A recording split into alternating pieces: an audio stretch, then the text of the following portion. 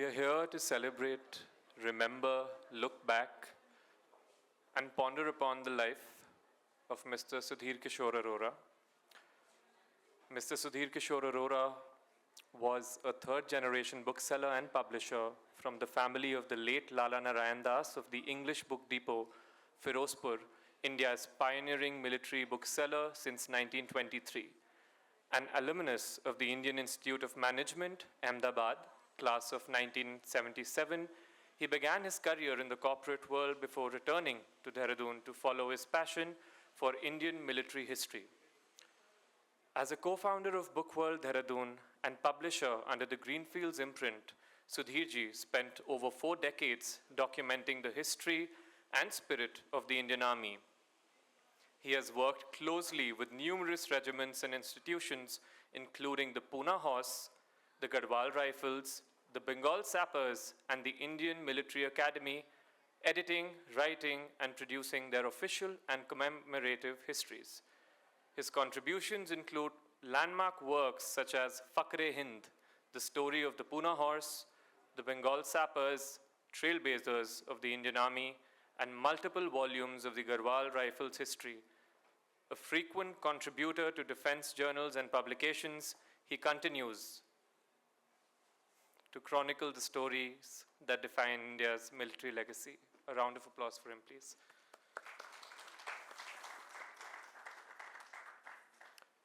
I would like to introduce our moderator for the evening, Mr. Kulbhushan Kain. Born in present-day Myanmar, is a veteran educationist, author, and motivational speaker with over 40 years of experience in schools. A prolific columnist and memoirist, he advocates holistic education through his PIES philosophy. Having won multiple awards, he inspires students and educators alike in blending academic leadership with a passion for sports, travel, and social impact. His memoir, A Lifetime in Schools, Few Canes, Lots of Sugarcane, was launched at Valley of Words and was warmly praised by the Governor, Lieutenant General Gurmeet Singh Ji.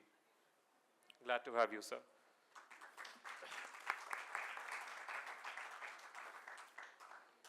Rama Bijapurkar, our first panelist for the evening, who joins us especially for this occasion from Mumbai, was Sudhirji's classmate from IIM Ahmedabad.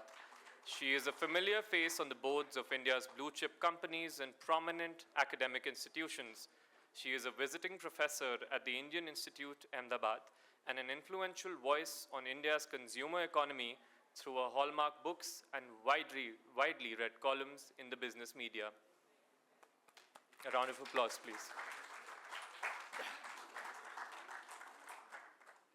Next, Mr. Randhir Kumar Arora, a distinguished bookseller rooted in Dehradun. He stands out as a rare breed in his profession, excelling not only in trade, but also text publishing.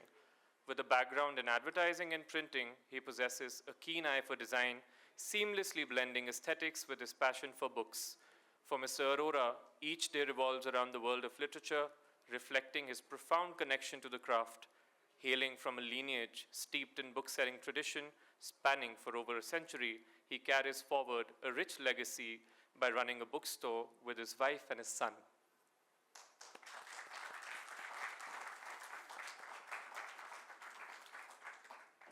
Over to Mr. Kain now.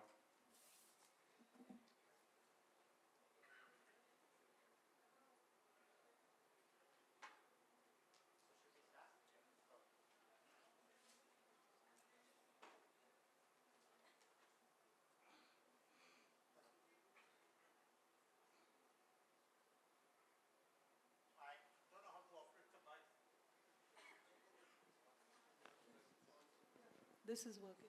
Okay. Thank you, Rama. First of all, I'd like to thank Sanjeev Chopra ji for putting up something to remember Sudhir. I think so it's extremely important that writers are remembered even after they've passed away. So he's obviously a man with a vision, and he's himself a writer. So thank you very much, sir, for having accepted. And it's your brainchild, but to remember Sudhir. I'd also like to thank Brother Carol coming here. He's a legendary principal of St. Joseph's, and he's been there for the last 60 years, I think. So he knew Sanjeev, he knew Sudhir very well. And I was just talking to him, and I said it adds so much more weight to any program where St. Josephites are there. So I'm extremely grateful to them. I'm doing this because I'm the moderator. Also Rama for having taken the trip down from Mumbai, and joining us. I think so she knows more about Sudhir post his schooling than anybody else, because he's working very closely with her in books. And I don't know, she was telling me that he doesn't like to be called a military historian, but that's for her to talk when she comes to it. And of course, Randhir, the younger brother, who's there. And you know how important younger brothers are. I'd also like to pranam to his mother, who's sitting there. And I just admire if there's anything that one can learn, is how to take tragedies and how just, बहुत बहुत शुक्रिया, बहुत धन्यवाद आप आए यहाँ पर. And I can only imagine how a mother feels when she's in a program like this. But anyway, I'll just start by just telling you something about Sudhir. The Sudhir I knew, who we grew up out of shorts with, and the Sudhir I knew who when we were in St. Joseph's. So I'll keep this section just very brief, very personal. About his other exploits, Rama will be telling you. Sudhir and me went to school together, and I always wondered how he was able to get marks so effortlessly. He never seemed to study, and yet he was always amongst the toppers in the class. And the same was with his writing. And I used to do a little bit of writing for my school magazine called The Admission, and he used to do it also, and he always happened to do a better job than me. So I used to wonder how this... But then he told me, he said, because he reads so much, his vocabulary was better, and he was able to express what he felt more easily. So he was he didn't have to work very hard. He was not laborious in that extent, because he was so brilliant. Same with the question of marks. And then we debated with each other, we debated against each other in school, and we debated for the school as well. And he was always so very crystal clear in his ideas. So he was ahead of me as far as academics and extracurricular activities are concerned. So I remember Sudhir because of that. And apart from that, after I left school and went to college, I was not able to keep in touch with him because my life changed completely in the big world of the big cities and Delhi University. But whenever I used to come to Dehradun, I used to meet him, and he would always invite me to the book world and always ask me for a cup of tea. Sometimes I used to get students, and I used to go and meet him, and he was always very sweet. He was not very expressive in the sense that he wouldn't go around hugging people and something like me, But he was so deep, as I said, still waters run very deep. So here was a man who was very different, and that is why I'm here, to try to tell you something about him, in the sense that that's why I'm telling you what it is about him. And the last I met him was when I was coming home, and he happened to pass me in the car, and he didn't see me because he was too busy smoking, and I was being driven, so he didn't see me, and I tried to wave out to him, but he just went past. So I told my wife, I look at him, he's smoking and drinking, but that was Sudhir. He was just, he had a passion for life. He was intense at some levels, very, very gurgling at some other time. But that's the last I saw of him. And when somebody informed me that he was in the hospital, much as I would have loved to go and meet him, I didn't have the courage to see somebody whom I knew as a healthy man. But anyway, first I would like to now talk to Randhir, pass on the mic to Randhir. Randhir, you've been, I'll come to you slightly. Yeah. So, Randhir, he must have been a very formidable brother, in the sense that he was very distinguished. He was a very good writer. He had made his name in the world of journalism as well. He was writing a lot for newspapers and things like that. He was an IIM graduate, and even in school he was someone so brilliant. So what is it that you remember him as a brother? Now keep it just as a brother, Because I think so that is something we would like to know. We didn't see the brother part, we saw a friend part of it. Why? In school, he was a very tough act to follow, although we were never together. But I can narrate two incidents. In class 8, around in the afternoon, I just got a call from my English, not my English teacher, but the school teacher who was in charge of dramatics. And I was supposed to report in the auditorium. So she called me and said, "You are Sudhir's brother?" "Yes, I'm Randhir." We are short of one person in the dramatics. There's a play on Saturday in Vellum Girls. You are doing the role of the hunter. And I didn't know what hit me. And I said, "Ma'am, there's no practice, nothing." "No, you're Sudhir's brother. You'll be able to do it." And later, again in class 11th, Mr. Joe D'Souza, our English teacher, he put me in the debating team, and I gave him all the credit. I was never a debater till that time. And he put me in the debating team, said, "You got that in your genes. Learn from Sudhir. You'll do quite well." And we did go to at least 2 debates I won the team in the Doon School, in Vellum Boys, and we were runners-up. And that's how I also got into the game. So it was a formidable reputation to follow and a very tough act for me. So that was the brother for me. Did he ever scold you and things like that? Was he... Yeah, did. once it happened, my mother complained to him in Meerut when he was working in Meerut that I don't study. I was taking it very easy. So he called me out and said, "Even if you have to do your own business, at least pass school and do some basic education. Otherwise, you will not be able to do anything in life." And he was a major influence on my father, not me getting science in 11th. He wanted me to do commerce, and he did not want my father to go to the principal to request him to give me science. Now, I'll come back to you for the second round. Rama now. Rama is associated very professionally also with Sudhir. So Rama, would you like to share with us something about Sudhir? It's a very broad canvas I'm throwing open to you at the moment.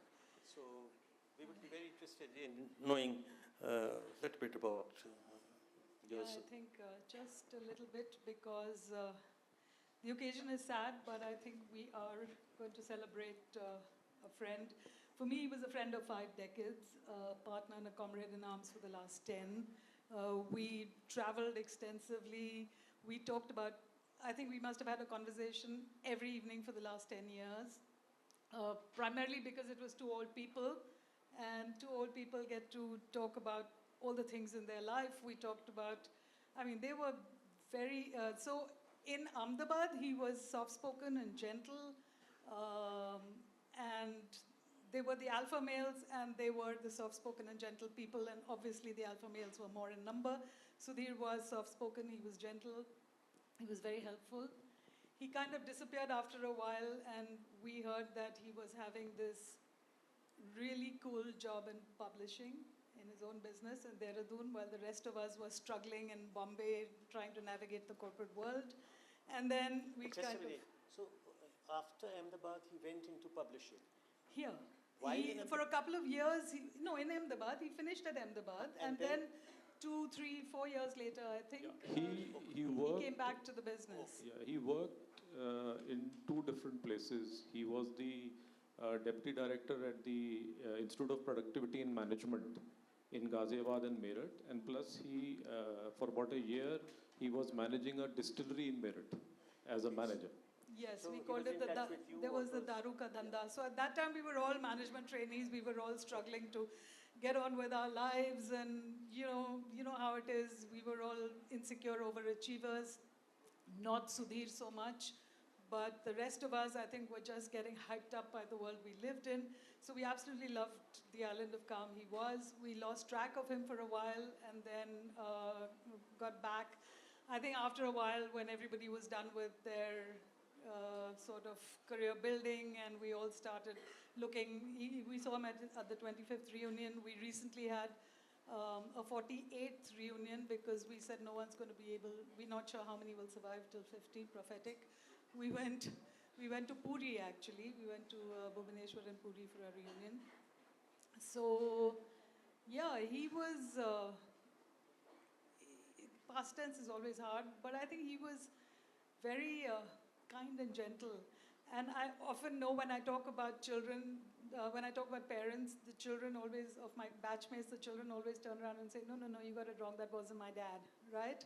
But he was kind, gentle, soft-spoken, and always ready to engage into solving problems or helping, whether it was a batchmate of ours who needed to be sort of helped around because she had just fallen ill and wasn't very steady on her feet, whether it was my genset in my Nilgiri's home that malfunctioned and I had no idea what to do. Sudhir, as we all have established by now, knew practically everything about everything. And I think it's because he was very widely read and well-informed. So in fact, I had a book called How to Hold a Crocodile, and I remember saying to him that this is probably the only thing you don't know, so let me give this to you. Because we would discuss, like I said, everything. Freemasons, our mothers, our children, the economy, politics. Wherever we went on holiday, I would say that you're not allowed to give me a lecture. We went to Cairo, I would say, no, you're not allowed to give me a lecture. But even then, we heard about Alexander the Great, we heard about pyramids, we were both Manu Pillai fans, we went to Kerala, we heard about the Dutch and the Portuguese. And finally, I worked out a system where I said, I will tell you the range of topics you're allowed to talk to me about. The rest of it you can't. But he was just extremely widely read and analytical, problem solving. So when I wrote my last book, which is called Lilliput Land, I actually said in the dedication that he was willing to engage all odd hours of the day or night. So at 11 o'clock, I would call and say, you know what? This chapter is not working. And don't start from the basics. Just tell me why the chapter is not working.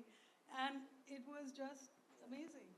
Okay, I'll come back to you because you've got a wealth of thing. It cost a little time. Now, Rama talked about Sudhir being a problem solver and a very good conflict manager, I think so. I fully agree with her. Another thing about Sudhir was that actually he was very complimentary by nature. And though he looked pretty serious, but he was very complimentary by nature. And one of the biggest compliments that I've got in whatever little I've written so far is that I picked up the Garhwal Post one day in the morning and I found there's an article by Sudhir written in it. You can Google it on the internet edition also. And he said about some writers in Dehradun, in the valley, and he went on. And he says, and we have a crop of very fine writers, our own homegrown writers from Dehradun. And he said, and it's very embarrassing, but I must tell you, this is Sudhir Kishore, right? And I hadn't talked to him for many months and things like that. He was probably writing, and then I was in my own world. And he says, and there's Ruskin Bond, and there's Hugh and Colin Cancer, and then our own boy, Kulbhushan Kain. Now, you obviously knew, I mean, see, obviously that's not the truth, because I'm not in the same league. I know it, absolutely. But here was something. I picked up the phone, and I phoned him up, and I said, Sudhir bhai, kya likh diya aapne? कहते कुछ गलत तो नहीं लिखा? He was slightly apprehensive. He says, have I written something? Have I dropped a howler somewhere? I said, of course you've dropped a howler. I said, it's so embarrassing. He said, how are you saying that? कहता यार तुम्हें सच नहीं अच्छा लगता है तो मैं क्या करूं? So I think the basics of a human being sometimes come out very spontaneously. It's a very special quality of him. So I think he was a gem of a person. I'm very glad we have Sahas here. And Sahas, when he walked into my house about 2 weeks back, for a minute I thought Sudhir had walked in. Yes, I heard that too. Yeah. That happens too. So I thought probably I was dreaming. I mean, it reminded me so much of your dad when he was younger than you, but still. So anyway, it's such a pleasure to have you and to find that Sudhir is living through in some form which is very reminiscent of him. Now, what do you think? Or how do you, I know remembering a dad is like, you remember whole life, but some things which you would like to tell us about you and your dad, which stuck in your mind. Like one day my dad told me when I was painting, he says, don't be a painter because you will never make money and you live in the attic. Now that is something I remembered about my dad. And afterwards he told me, he says, make shoes because everybody has to wear shoes and you have to repair it. Now that was something my dad told me. Now that is something that stuck. Though I never became a painter and I never became a cobbler as well. But tell me something about Sudhir which probably stuck. If you can remember, if you don't mind. You would like to have a mic?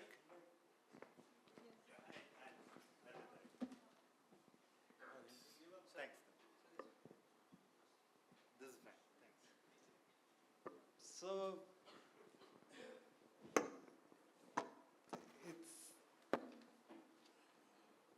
I'm still struggling with the past tense bit because I just can't say like this is what Papa used to say or the past tense still hasn't, really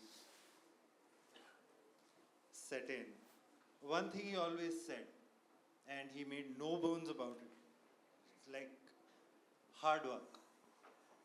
There is no substitute, there is no shortcut. You can do whatever you want, but you have to work hard. And there is no other way around it. You might be born with a silver spoon, but you will not get happiness till you work hard and achieve something. He said this to me in school, didn't understand what he was saying. Like, big deal. As I've grown older, I have actually understood the meaning of, even the meaning of that has evolved over the ages for me. You can have something, but you really appreciate it only when you have worked hard to get it. And yeah, it all boils down to hard work. And that's it. This is the secret sauce of life, or whatever it is. मेहनत करोगे तभी मजा आएगा. नहीं करोगे, you'll get things, but you will never appreciate truly. So, tell me one thing. When we talk of a father and son relationship, sometimes, say from the times that I came, probably it's a long time back, so we always saw fathers as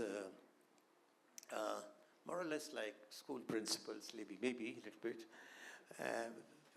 there for your welfare, but in case you go wrong, they'll whack you or whatever it is. So that was that kind of a father-son relationship during our times, during my time at least, or to me and my father. I was never very friendly with him. And then there are these fathers of this generation, which where they sit and talk with their kids, and they even drink with their kids, and they're friendly with their kids, and they say, after all, your son can be your friend. Say, why do you do? What kind of a relationship was it with your dad? Was it a relationship that was very strictly structured, or was it that you could do anything and like you could come home after having had a late night? Or did he strike a little bit of fear in your mind? It's a difficult question, of course. So growing up, Papa aa rahe hain, and that's it. He never said anything. He hadn't scolded us. Forget getting whacked. He wouldn't even raise his voice. When we were about to do something, just his face used to appear like oh no, oh no, oh no. That's it. And just his eyes were enough. Chacha, well, growing up, Chacha was sort of, one of us. Because of the age difference, and everything. So it's like me, Chacha and Sahil, that's my younger brother. We would all be in one corner. And it used to be just Papa not saying anything particularly. You've seen his eyes, right?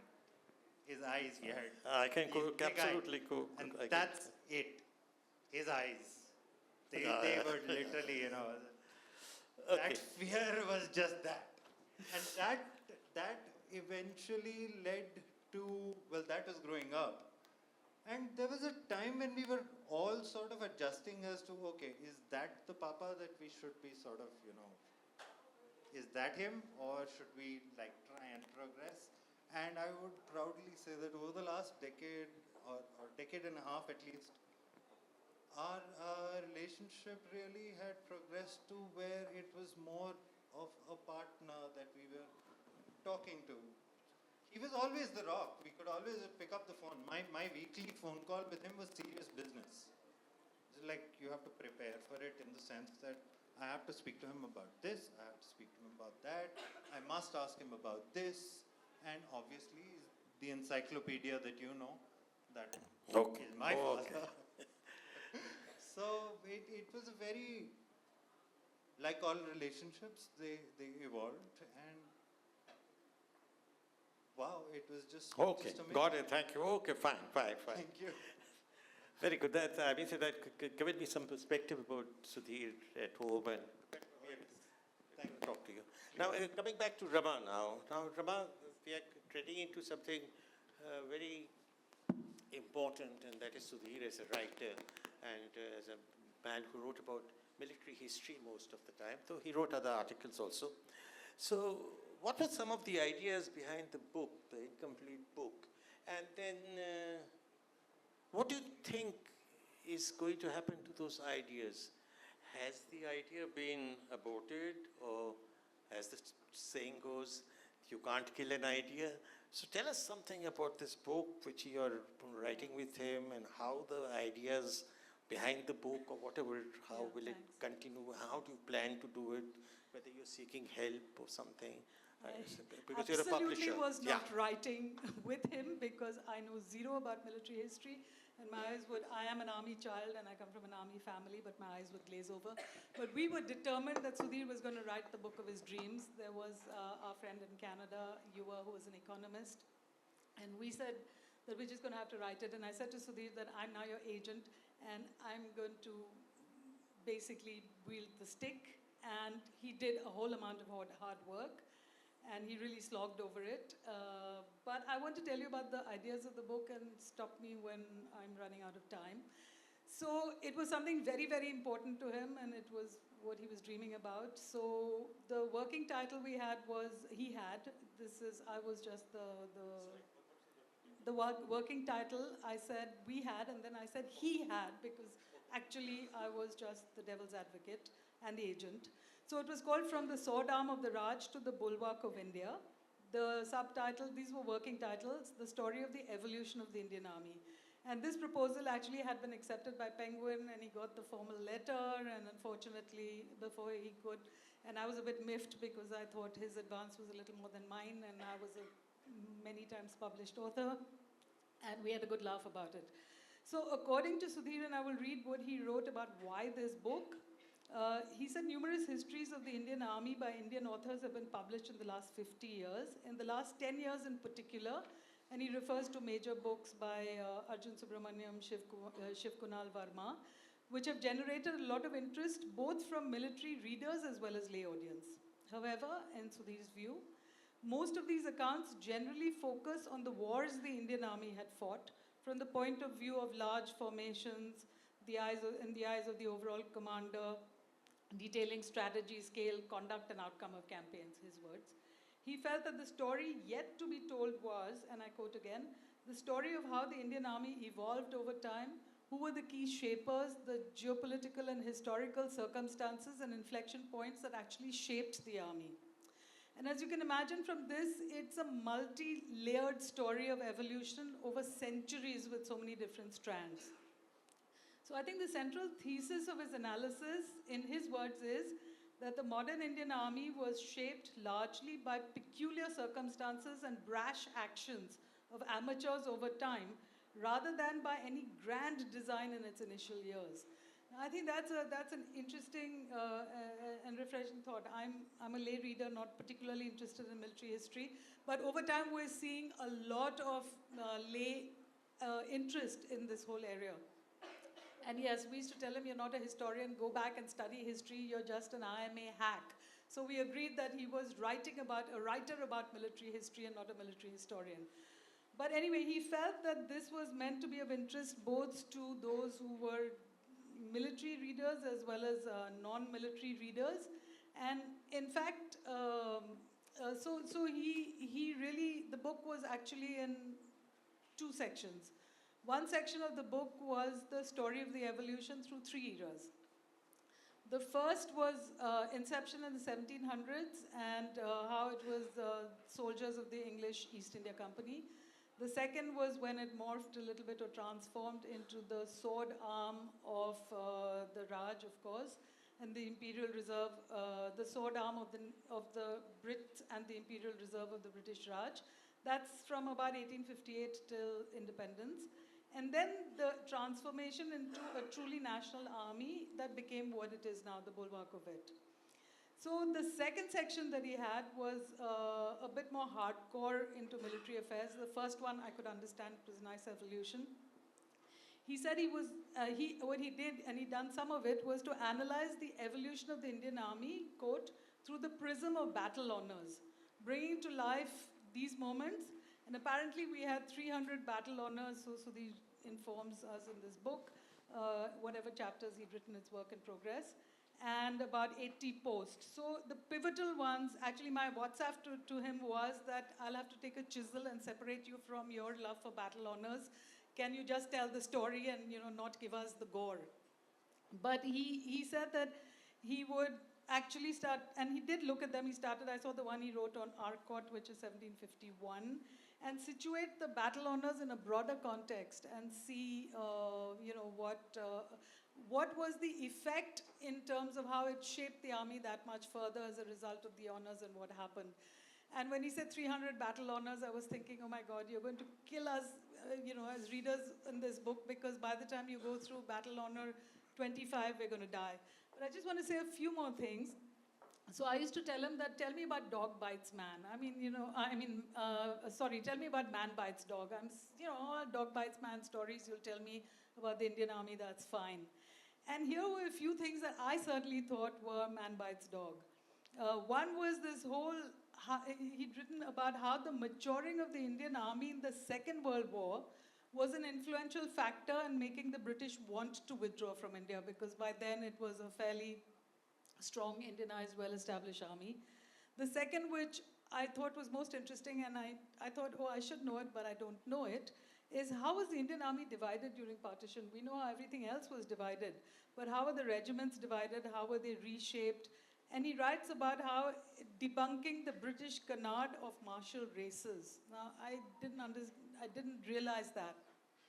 He talked about how armies of princely states were integrated. I think that was pretty interesting too. And the question of whether the modern Indian Army had any roots in the deep wellsprings of tradition of the Mahabharata, of the Arthashastra. Did we come from there? His conclusion was no. It was actually a creation of the British, the English East India Company about 300 years ago. And may I take a few more minutes, or are we really running short of time?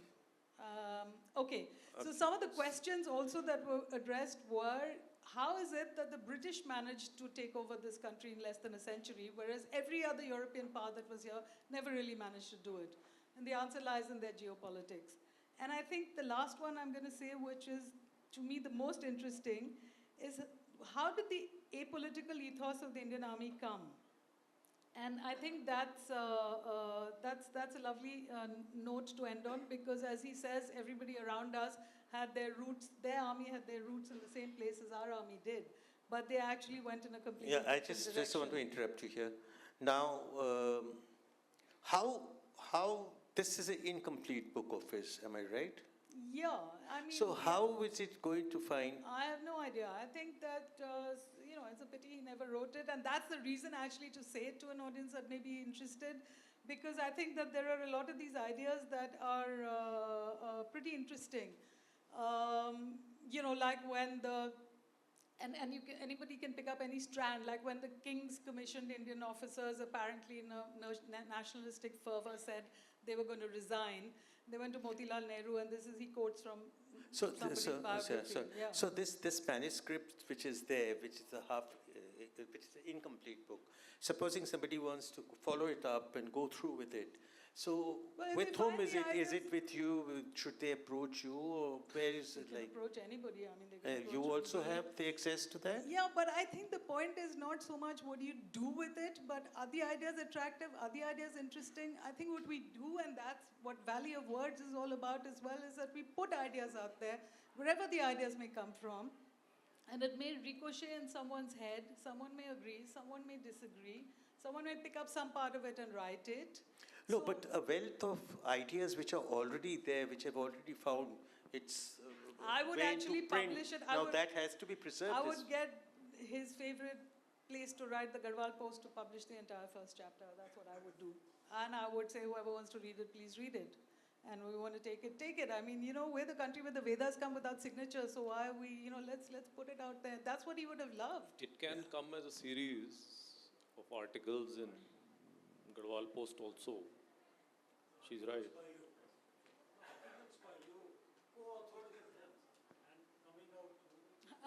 I'm not even the scribe. I'm saying I actually have 2 chapters which are absolutely brilliant. I mean, I have, you're I am General Sanjay Sharma, and I'm wearing a cap. My regiment is 1794.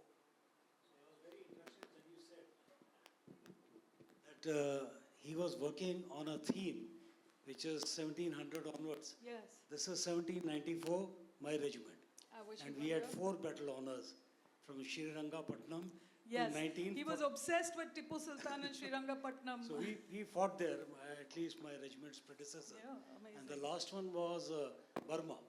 But we are not allowed now because pre-47, The all department battle honor. honors are not to be recognized in the Yes, modern in India. fact. But this is what you are mentioning is fascinating. So maybe you can do it for the 4 battle honors, Sanjay sir, Yeah, we can maybe- discuss. yeah. We can discuss. We'll discuss.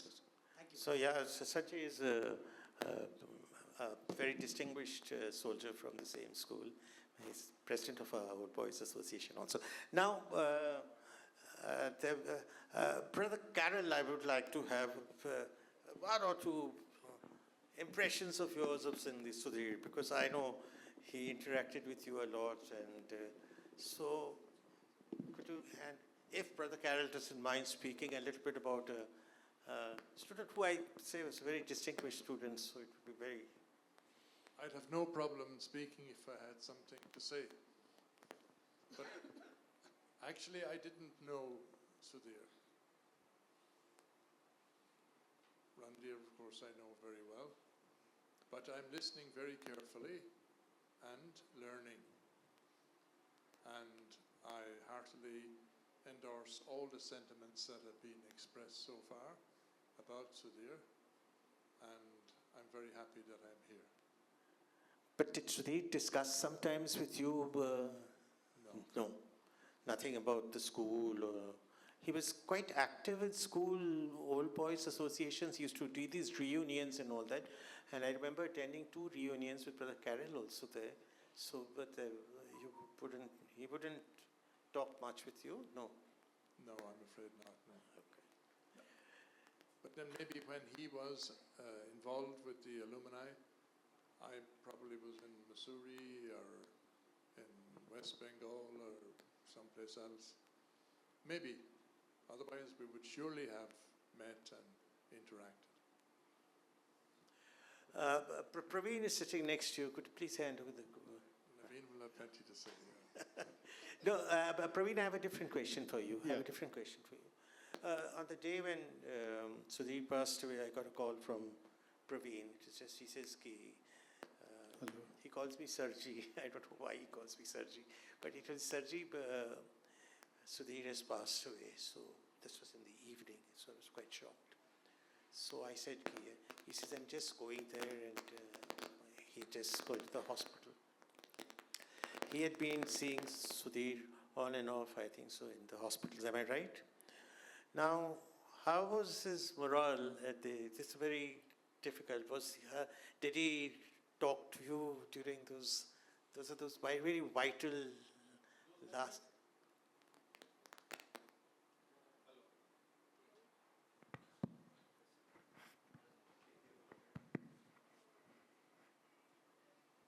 Hello. In those moments, I didn't met him, but we were regularly in touch with Randhir. So that evening, I got a call from Randhir. I spoke to Randhir. He said brother is not in a good shape and he was quite demoralized. And by the evening, I called Navneet. I said him, okay, bhaiya ki lag nahi rahi hai, he is not well quite enough. What is what Randhir told me, let us go to hospital and see him. And the moment we entered the hospital, that is the moment he passed away.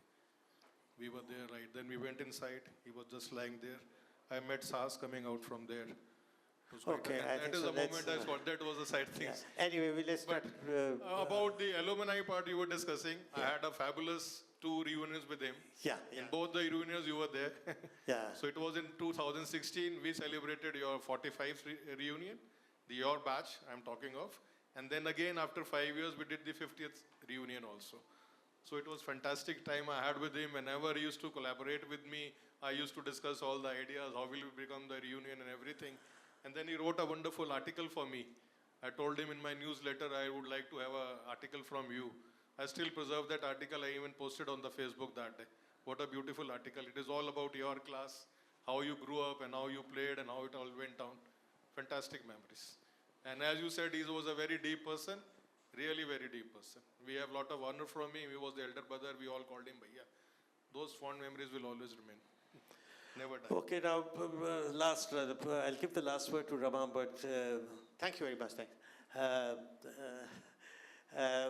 Sudhir, Randhir, anything else you would like to discuss or tell us about, just about 50 seconds?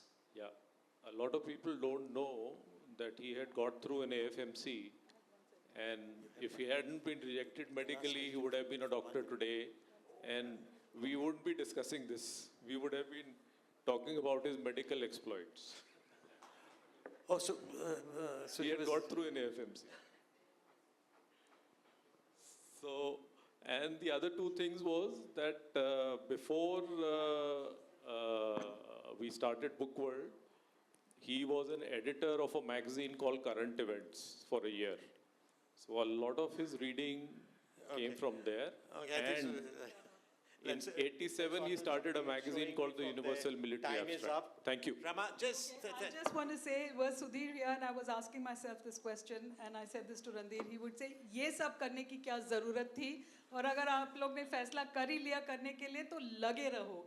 I thought this when I took the morning flight and I said, oh my God, I mean, you know, here we're going, and I thought Sudhir would have said, ये सब करने की क्या ज़रूरत है, right? But, you know, boss, that's it. that's because we love you, so we have to say these things.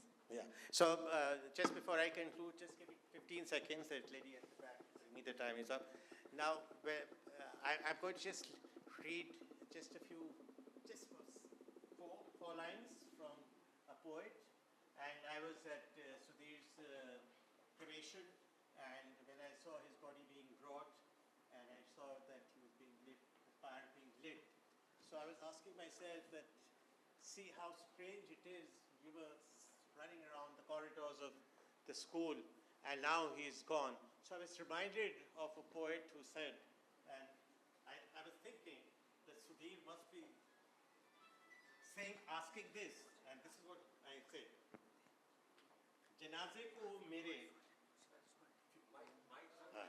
जनाजे को वो मेरे रुकवा के बोले. Somebody stopped my procession and asked, जनाजे को वो मेरे रुकवा के बोले, ये लौटेंगे कब तक? When will he come back? कहाँ जा रहे हैं? जनाजे को मेरे रुकवा के बोले, ये लौटेंगे कब तक? कहाँ जा रहे हैं? ऊपर से भगवान की आवाज आई, यहाँ काट के जिंदगी की सजाएं. Life is tough at times. The last few months must have been very tough. यहाँ काटकर जिंदगी की सजाएं, जहां से चले थे वहीं जा रहे हैं. He came from heaven, जहां से चले थे वहीं जा रहे हैं. So good friend Sudhir, prosper in heaven. जहां से आए थे वहीं चले गए. याद रखना, ख्याल रखना सबको.